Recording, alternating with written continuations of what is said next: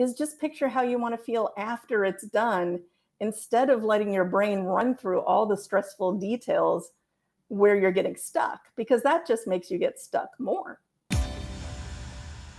Hello and welcome to the Business of Happiness podcast. I'm your host, Dr. Tarryn McCarthy, and today is going to be a wonderful day. We are going to expand time yet again. We have with us an incredible guest who you may remember from a previous episode, none other than the phenomenal Risa Williams. She is a licensed therapist and a productivity coach and author of The Ultimate Anxiety Toolkit, which we spoke about last time. And today, the brand new Ultimate Time Management Toolkit. And I'm so excited to welcome Risa back to the podcast. Hello, Risa. How are you? Hi, thanks for having me. I'm so happy to be here. And thanks for being so supportive about both the books. I really appreciate it. Oh my gosh, I love both of these books. So for those of you watching on our YouTube version of the show, you'll see I'm holding them both up because I love them.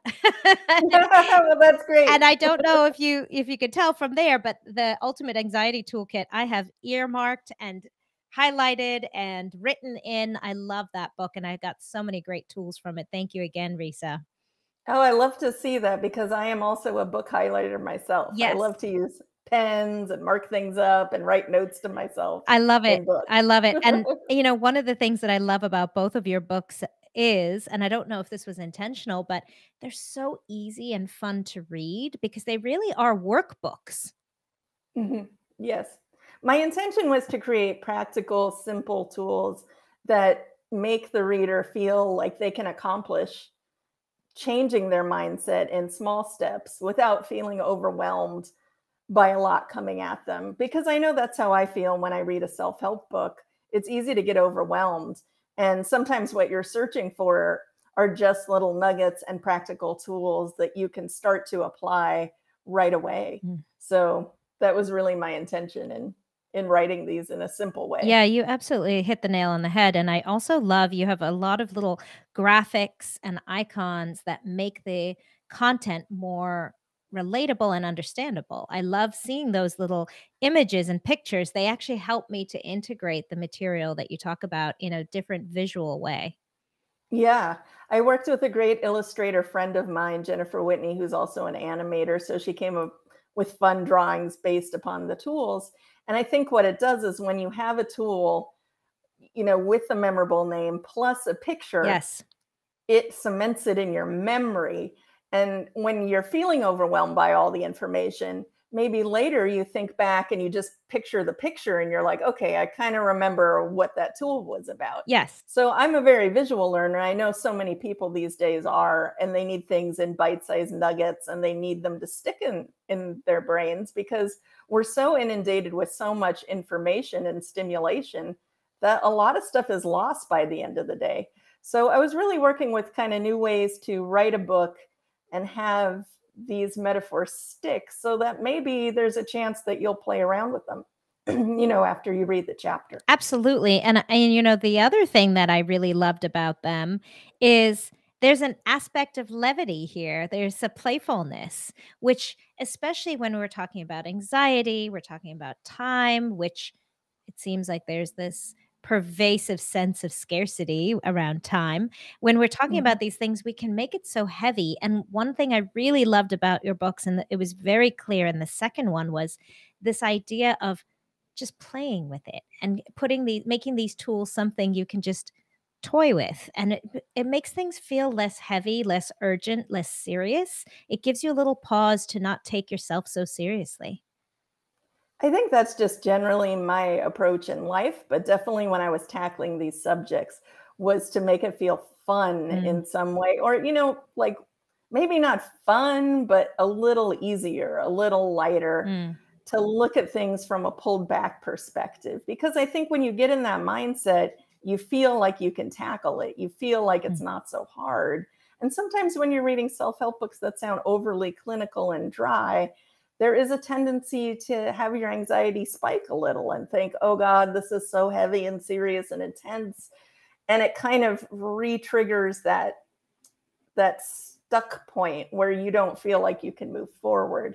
So if all you can take from any of these tools is that they're just little boosts to kind of push you forward in tiny steps and get yourself talking to yourself in a very gentle way, because I believe that's the easiest way to overcome fear and overwhelm, is to just be soothing and gentle in the way you talk to yourself and try to break things down into easy, manageable steps. So I was trying to model that in these tools for people, that approach. Yeah, beautifully. You did so excellently.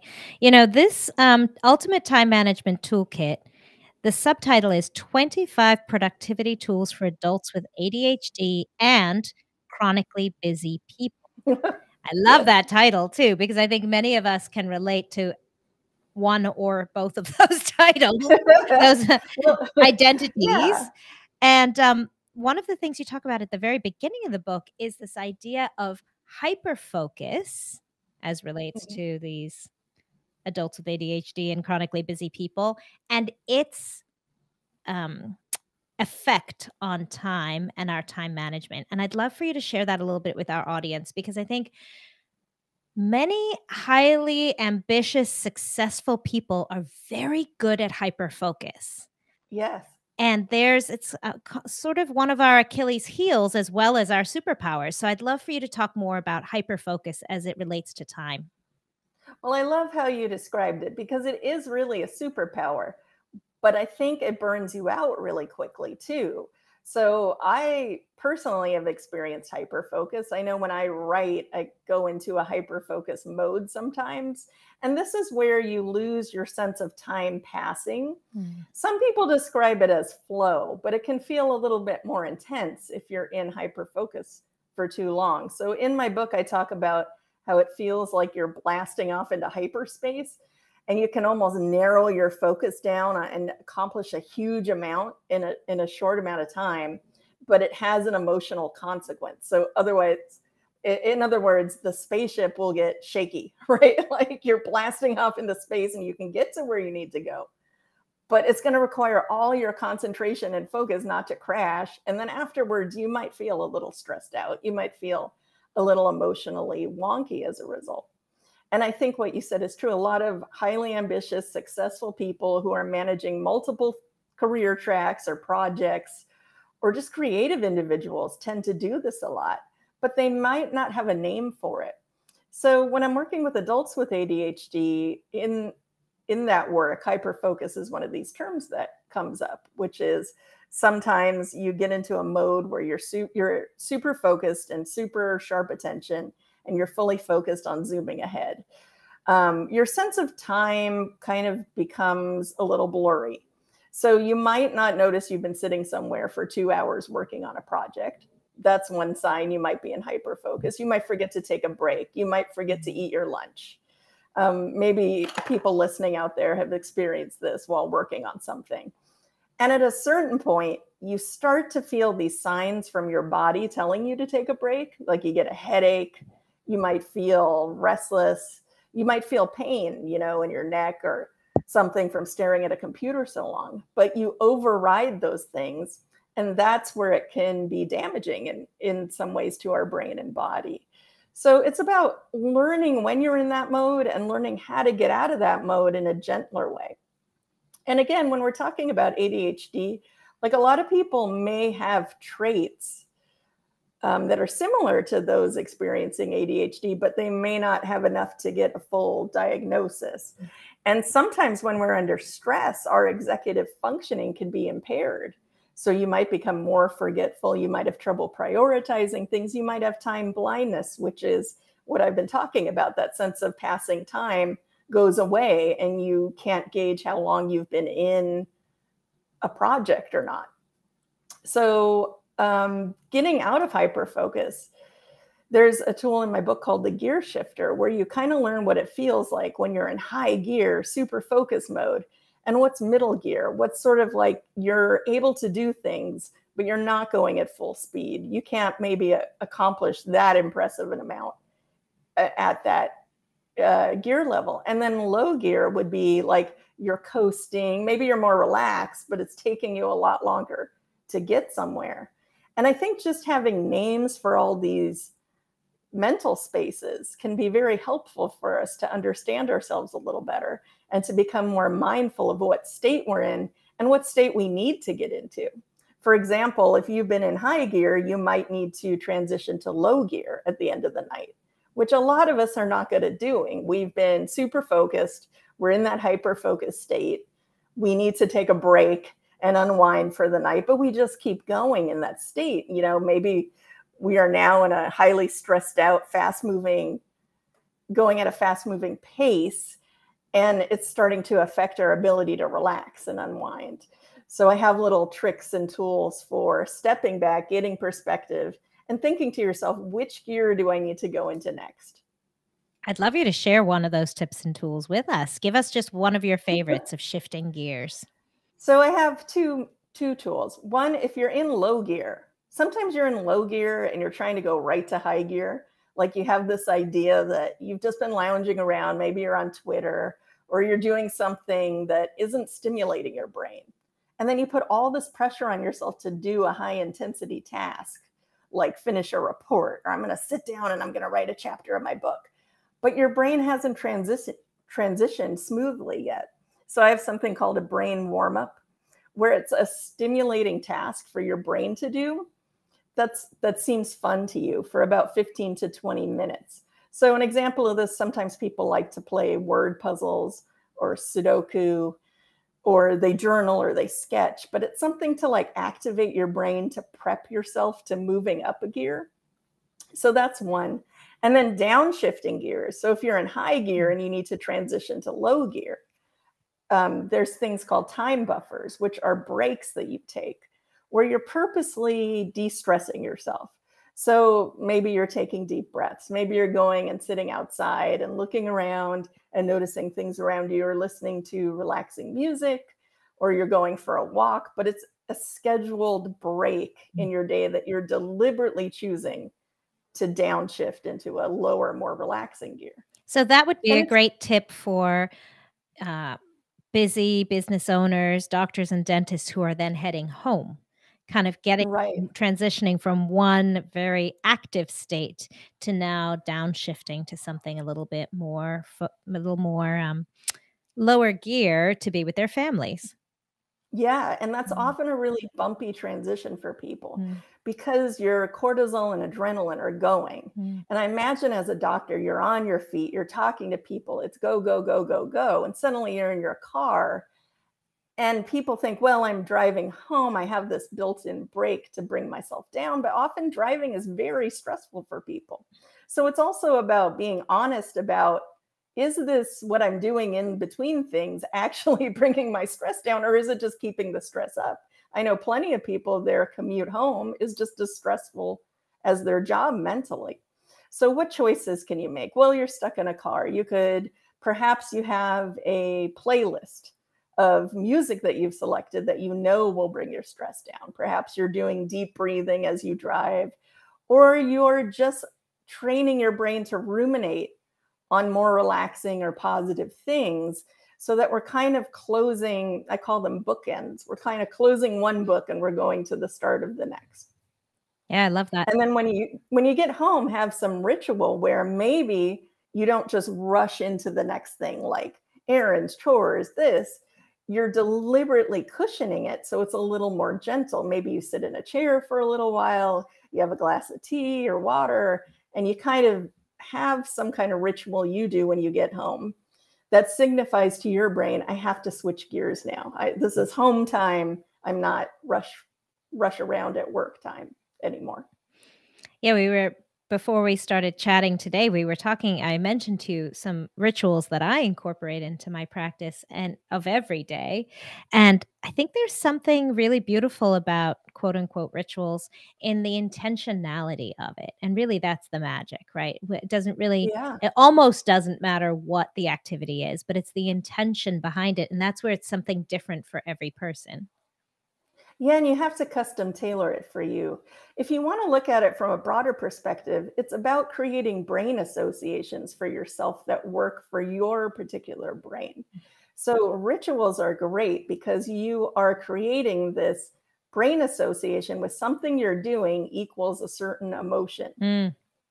And I like what you do before your podcast. You set an intention. And I know we've spoken about that before, like intention setting is a great ritual to have. And I actually have a tool, the intention compass, where you just state to yourself, my intention for doing this thing is this. And it's a simple sentence, but you can use it before any segment of time during which you're doing anything. My intention for going into this meeting is this. You're just saying it in your head. My intention when I get home from work is to make sure I spend some time with my kids, make sure we all sit down at dinner and enjoy each other, even if it's only for 5 minutes. You know, just saying those little things is like a brain association you're making to your brain to switch gears and to also zap you back into the present moment and remind you of what's important that's right in front of you that you need to do.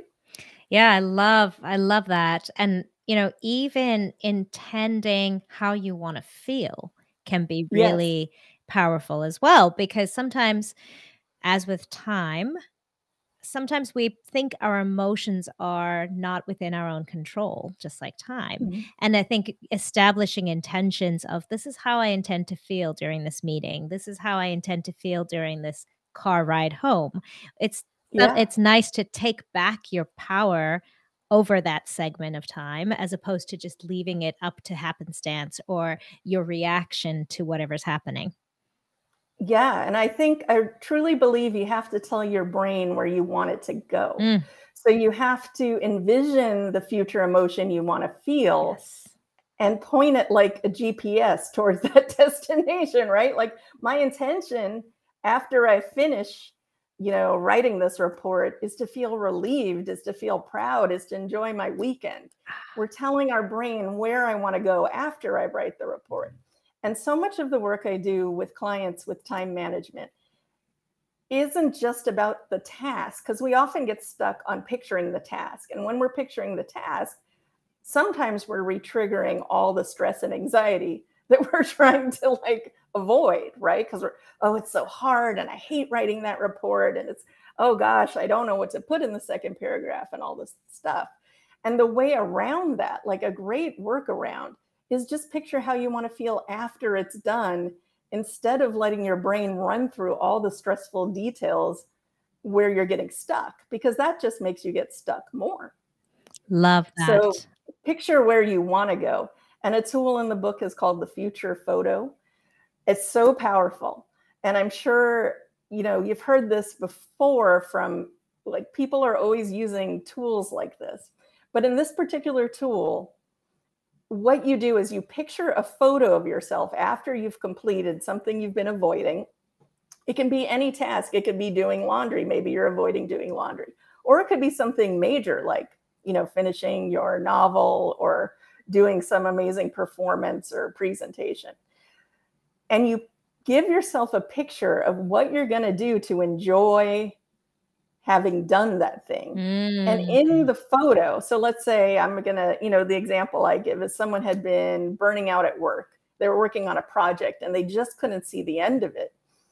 And I said, well, I want you to picture what reward you're going to give yourself when you finish it. And I want you to see yourself in the picture doing the reward. So she finally came to, I'm just going to go drive to the ocean and sit there and look at the waves because I'm so exhausted, but that'll be kind of a relief to do. So I said, I want you to see it like a picture in your head. See yourself sitting at the ocean. And what are you feeling? Because that's the next question you want to ask yourself, which ties in wonderfully to what you set up there, which is what are you going to feel in the future in this picture? It's not enough that you're just standing at the beach. I want you to connect with that feeling of I'm done, I finished, relief, pride, happiness, or anything, even if it's just calm. I feel calm now. And then you practice as you're doing the task and as you're going through the hard parts of your task, you're holding on to that mental picture in your head. It's training your brain how to get you there, how to get to that feeling. And so much of my book is about connecting with successes. And this is our problem, is that we focus too much on the doing and we don't focus on the feeling that we want to have. And this is why you see so many very successful people and they're crossing off their to-do list constantly and they're hitting all these milestone goals. And they're saying, I don't feel like I did any of it. and it doesn't feel like anything to me. They're having trouble connecting with the emotions. So they just keep racing from goal to goal. I call it goal robot mode, where you're just going from one thing to the next and you're never feeling like you actually did it or proud of yourself or happy or relieved, because you're not, first of all, giving yourself a break. And second of all, you haven't practiced connecting with that feeling the whole time. So it might not come as naturally as you think when you finally get to the finish line, in other words. That is so great, because you're exactly right. You just kind of keep pushing that goalpost further down the road. And you don't stop to celebrate the win or celebrate the success you just achieved. And by establishing that image of yourself sitting by the ocean, celebrating, completing the task, you're already giving yourself the reward, which is also a motivational aspect Yeah. of getting this task done. I love all parts of that, Risa. That's a really brilliant one. You touched on something that I was going to ask you about, and it really is why you decided to write this book. I'd love to know that. And also how much of our relationship with time is impacted by our language associated with time. Mm-hmm. So I chose to write this book, first of all, because it's an interesting subject just in my own life. I have 2 kids. I juggle multiple careers and jobs and projects. So I work as a professor. I run my own practice. I write books and I work on other projects as well. If you're listening to this podcast, chances are you didn't get into business to be miserable. The problem is that people feel that if their business gets busier, if they start becoming more successful, that happiness will eventually set in. But it can actually get worse. This is why I created the Business of Happiness Prosperity Coaching. In this one-on-one coaching, we look at how to redefine success on your terms and re-find the joy and the passion in your dream. Visit me at thebizofhappiness.com and become the happiest business owner you know.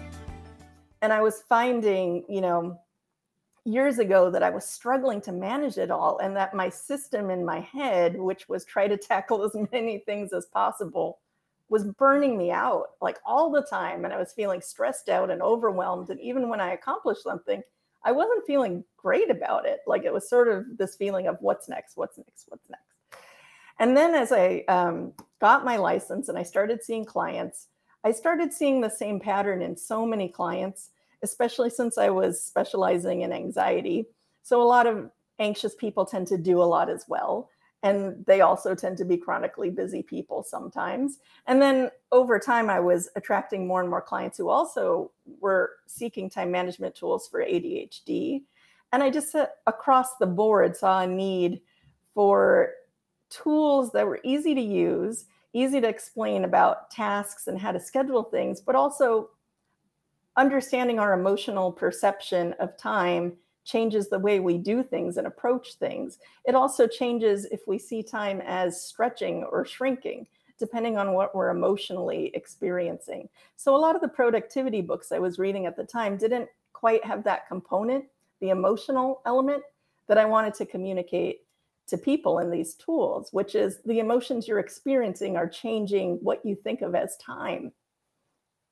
Absolutely. And we can all relate to that because your wedding day went by faster than you could pay attention, and everyone wishes they could have slowed down time. And then we all remember that meeting that dragged and dragged and dragged, and we couldn't imagine how we were going to get through. Time just takes on a different flavor in each of those situations, depending on your emotions. Yeah, and you can have 10 people in one meeting and they're all experiencing it at different speeds, depending on what state they're in. I mean, it's so individual for each person and what they find hard to do and what they find stressful. And I really do think so much of life, if you view it through a lens of how stressful is this for me to do, and then you take deliberate steps to address that and be honest with yourself, you can easily create more time. You can easily rearrange things. There was one study I read that said that the majority of people who were reporting that they feel crunched by time were actually crunching their own time, what they found was when they tracked these people and they looked at all the things they were taking on and overstacking tasks and committing to too much, it was really like they were doing it to themselves. And I could really relate to that. And I think a lot of us can. We don't understand to what extent we're doing it to ourselves, in the things we're choosing to take on and feel, and then not giving ourselves enough downtime and breaks to really let those good feelings sink in and give ourselves enough, rejuvenation and refreshing time to reset our brains. So for me, it's about mining your mental energy in a way that works best for you and seeing your mental energy as precious and protecting it a little bit more, protecting our brain power a little bit more each day and choosing more deliberately what we want to focus our limited mental energy that we have each day on in subjects and areas that are important to us, that we want to give more value to and more time to. You used a great phrase there, crunching time. And that brings me to the second part of my question is the language we use around time and how that impacts our relationship with time. I'm thinking of things like, oh, I just don't have enough time for this task. Or, sometimes even in the dental office, we'll say things like time to put on your roller skates, meaning we're going to be Zooming. We just don't have enough time to get everything done. We don't even have time to walk to the next room, So I was wondering your, your opinion about how our relationship with time is impacted by our language around time. So I'm a firm believer that your brain is always listening to the words you tell it. And it's listening to the words you use in a very literal way. For instance, like it doesn't understand if we're this is killing me, or this task is taking forever, or it's the worst, or it's a nightmare. Like you might be saying things like this for a dramatic comedic effect, or, just because you're stressed out. Your brain is just hearing stress, right? And so it's reacting to those words like, that sounds stressful, I'm going to pump up the stress. And we do this all day long. And especially when we get in a stressed out state, our words tend to get more negatively exaggerated. And that crunch for time feeling comes in, and the people around you are buzzing with it too. So there's a tool in the book called the word selector, where you really learn to look at the words you're using about something you have to do, because they've done tons of studies that the language you're using about the task you have to do changes your motivation to do it, and also your confidence to complete the said task. So this doesn't mean you go around saying everything is great and pretending like you can easily accomplish everything. It just means sometimes all you have to do is neutralize the language. So I have a phrase called just the facts. Tell your brain just the facts. Like, this task is challenging to me to do. It's taking a little longer, but I'm sure I'll get it done eventually, and then I'm going to feel great. That would be a way of like stating the facts to yourself instead of saying, this task is pointless, I'll never finish it, I'm terrible at doing this type of task, it's always a disaster. And these types of very extreme words we tend to use in our own brains, and also harsh words that we tend to use about our ability to complete things, they do have an effect on you emotionally and motivationally as well. Absolutely. And also just your experience of life. I think Mhm. when we tell Mhm. ourselves things, we experience them differently. I know, Mhm. here in Maine, our summers are short. And so there's this urgency always in the community, always with summer, and summer's about to end, and there's so little time. And we start getting panicky around 4th of July because it means And then you try cramming too much in. yes, and the Yeah. experience of the 4th of July feels rushed and hurried. Our sense of time is altered just by the language that we use, which you said so Mm. eloquently. I'd be interested to hear what you think of this. I've been practicing. We talked about intentions and rituals, and so one of the things I've been practicing recently is reminding myself that I have plenty of time. I've been You do. altering the complete opposite. I really took the opposite stance and said, Mhm. I am time. I can create time. I can expand time. And it's amazing, Risa, how just having those words and Yeah. encanting those words really does make the availability of time so much more easily accessible. And it stretches your perception. Like suddenly you find you have hours in the day to accomplish something. Another way to go about it too is sometimes I just have people, when they're really overwhelmed and stressed out and saying a lot of things like that, to write a time estimate down on a piece of paper. So we'll look at the tasks they need to do. And I ask them honestly to write down, like, let's say I'm working with a student and they have to turn in 5 assignments. They're freaking out. You know, they have a week to do these assignments. I have no time. I have no time. I have so much to do. And you can see the stress is jamming their brain up a little bit. They're having trouble picturing when they're going to do it and how it's all going to happen. And the stress is stealing some time too. Yeah, and it's burning through your mental energy really fast. You know, we're talking about you only have a limited amount every day. You know, how are you going to spend it? And anxiety and freaking out about something, unfortunately, like depletes us pretty quickly. So I'll ask a student, you know, well, how long is the paper? Okay, it's 5 pages. How long reasonably does it take you to write 5 pages? For one person, this is perhaps 2 hours. For another person, it's longer. Somebody else, maybe it's shorter. But then I say, okay, give yourself double that length of time. So let's say, you know, it's going to take you 5 hours to write this paper and it's due in 5 days. Do you think you will have 5 hours in the next 5 days? And suddenly it's like exactly what you said. They suddenly see time stretch and they're like, oh, yes, I could do 1 hour a day and I still have the rest of the day to do whatever I want. And that's a lot of hours if I think of it that way. So sometimes just tapping into that, just the facts mode in your brain, where you're forcing yourself to write down everything you're doing and exactly how long it's going to take, almost creates time. It makes you realize, if I just do this in tinier chunks, a little bit at a time, it'll be okay. I'll get there. It's that confidence that kicks in all of a sudden because you've slowed down, you've calmed the stress, and you've suddenly stretched time for yourself a little bit more. So that's an easy trick to do when you're in the grips of overwhelm. Love that one. Love that one. Another one of my favorite aspects of this book, and I'm so glad that we have time to talk about this, is, can you tell us about the power of doing nothing? You talk about intentionally making time for not doing anything. And please elaborate on that a little bit more. Yeah, so I think we often put too much importance on taking action and not enough importance on downtime. And it has to be a balance because our brain needs both. So downtime is when we process memories, when our brain retains information. It's also, they've done studies where sometimes that's where different parts of your brain are working that feel inspired and creative.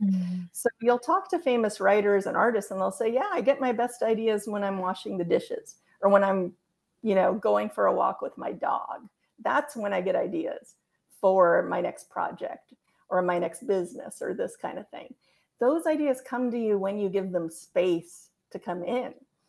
But often what I'll say to people is, you know, I think you need to schedule like a do nothing time or a do nothing zone where it's like an hour or two, and it makes people really nervous. We're in a culture where we're being told that you have to go, go, go. And it's a hustle culture, really. It's like nonstop productivity, I think, in America. You know, it's rewarded, it's encouraged, and it's like, why would you take a day off? Why are you doing this? Why do you need to stop for a second? There's a lot of this going on and a lot of comparing and that kind of stuff. But our brains do need the downtime. And in other cultures, they embrace it a little more.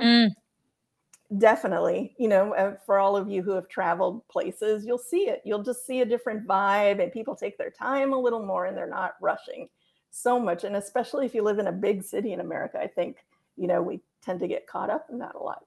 So I'll say to clients, you know, you need a do nothing hour or a do nothing thing. And they'll say, okay, well, can I read? Does that mean I can go on my phone? No, just do nothing. Like, see what happens for a little while doing nothing. And sometimes people meditate. That can be good too, because technically when you're trying to meditate, you're trying to be in the present moment and connect with things. But people can also make that an action too, where they make it like work or go to a yoga class or this.